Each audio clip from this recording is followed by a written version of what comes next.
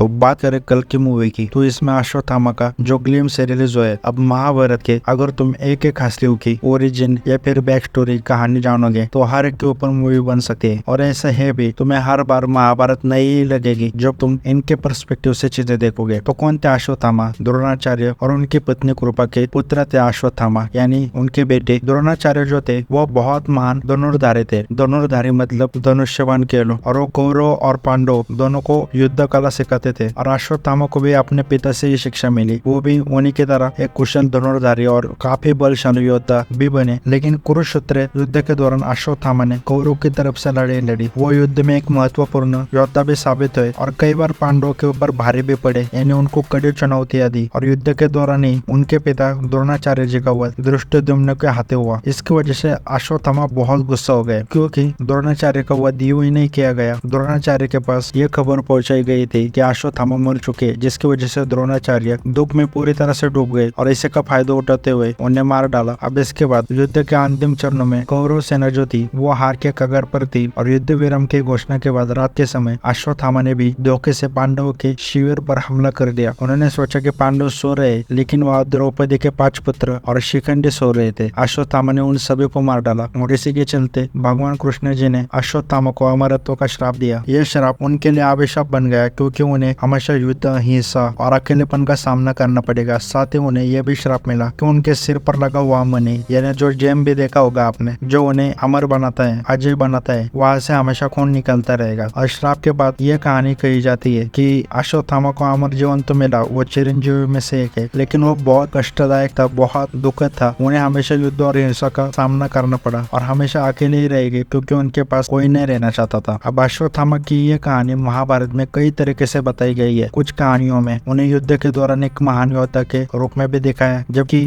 कुछ कहानी में उन्हें क्रूर और धोखेबाज व्यक्ति के रूप में भी दिखाया गया।